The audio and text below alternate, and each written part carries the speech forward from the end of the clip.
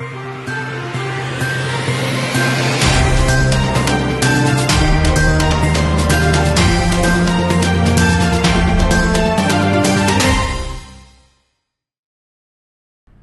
आदाब। टीवीजे मीडिया में आपका स्वागत है। मैं हूं सैयद नसीर। मॉनसून के इस मौसम में अगर आपको किसी पुल के ऊपर से गुजरने में डर महसूस हो रहा हो तो आपका डर लाजमी है, क्योंकि जिस तेजी से पुल गिर रहे हैं उससे डर पैदा होना अव्यवहारिक नहीं। बिहार में पुल इस तरह टूटकर बिखर रहे हैं मानो किसी पेड़ की शाख से सूखे पत्ते झड़ रहे हों। पिछले 17 दिनों में अकेले बिहार में 12 पुल गिर चुके हैं। कुछ ऐसा ही हाल अन्य राज्यों का भी है, लेकिन बिहार में तो जैसे पुल टूटने का मुकाबला चल रहा है। क्या है ये पूरा मामला, चलिए आपको बताते हैं।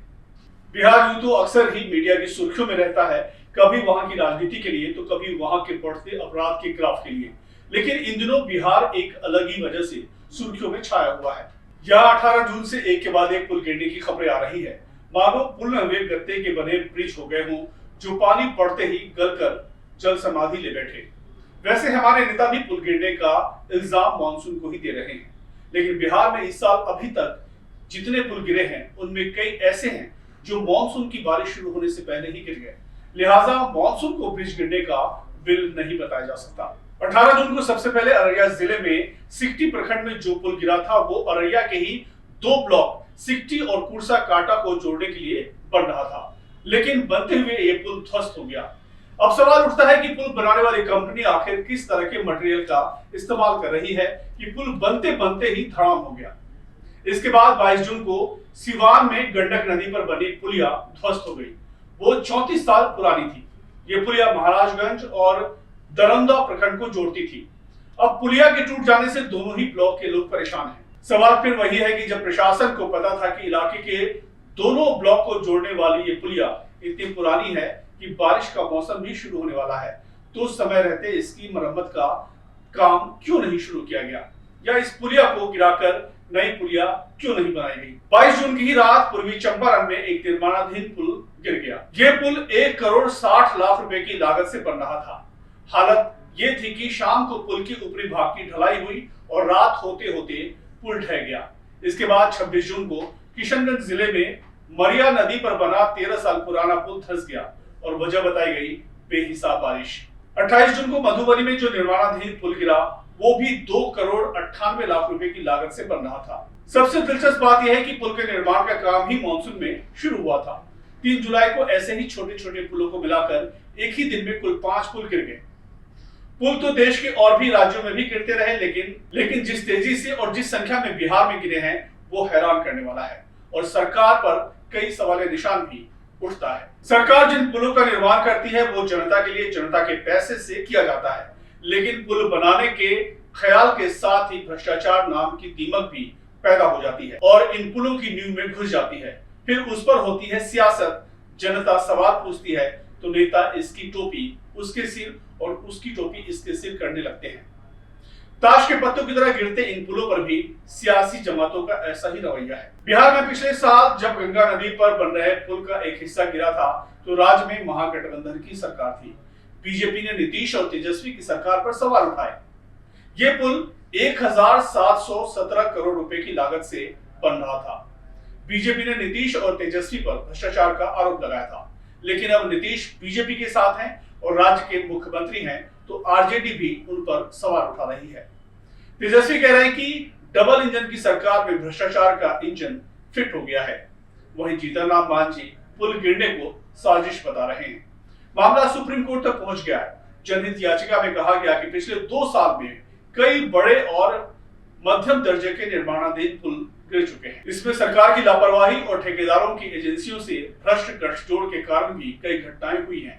याचिका में मांग की गई है कि मौजूदा निर्माणाधीन पुलों की उच्च स्तरीय स्ट्रक्चरल ऑडिट करवाई जाए, कमजोर पुलों को तत्काल प्रभाव से तोड़ा जाए और फिर से इसका निर्माण करवाया जाए। भारत में पुल गिरने का सिलसिला लंबा रहा है। हर साल कहीं न कहीं से पुल गिरने की खबर सुनने को मिल जाती है। पुल का निर्माण लंबी अवधि को ध्यान में रखकर किया जाता है। आज हमारे पास एक से बढ़कर एक तकनीक मौजूद है जिसकी वजह से हम जितना चाहें मजबूत निर्माण कर सकते हैं, लेकिन ऐसा होता नहीं है। आखिर क्यों? क्या वजह है कि हमारे बनाए आज के निर्माण बनते बनते ही ढहने लगते हैं, जबकि अंग्रेजों के जमाने की इमारतें आज भी शान से सिर उठाए खड़ी है। इसकी बहुत सी वजह है। एक रिपोर्ट के मुताबिक 1977 से 2017 के दरमियान भारत में 2130 पुल गिर चुके हैं। इनमें नाले पर बने पुल और फुट ओवर ब्रिज शामिल हैं। रिपोर्ट के मुताबिक भारत में एक पुल की औसत आयु 34.5 वर्ष की है। वहीं एक रिपोर्ट में बताया गया है कि 2012 से 2021 तक भारत में 214 पुल गिरने के मामले दर्ज हुए हैं। सेंट्रल रोड रिसर्च इंस्टीट्यूट के ब्रिज इंजीनियर विभाग ने अपनी रिपोर्ट में लिखा कि भारत में 80% से ज्यादा पुल प्राकृतिक हादसों की वजह से गिरते हैं। करीब 52% पुल बाढ़ की वजह से गिरते हैं। इसकी एक बड़ी वजह जरूरत से ज्यादा बालू का खनन है, जिससे पुल की जड़ें कमजोर हो जाती हैं। ब्रिज गिरने की दूसरी वजह है पुल के निर्माण में खराब क्वालिटी के सामान का इस्तेमाल होना। इसकी वजह से भी करीब 10% से ज्यादा पुल समय से पहले गिर जाते हैं। खराब डिजाइन की वजह से भी अक्सर ब्रिज ध्वस्त हो जाते हैं। 3.28% पुल ओवरलोडिंग और 2.19% पुल ह्यूमन डिजास्टर्स की वजह से गिर जाते हैं।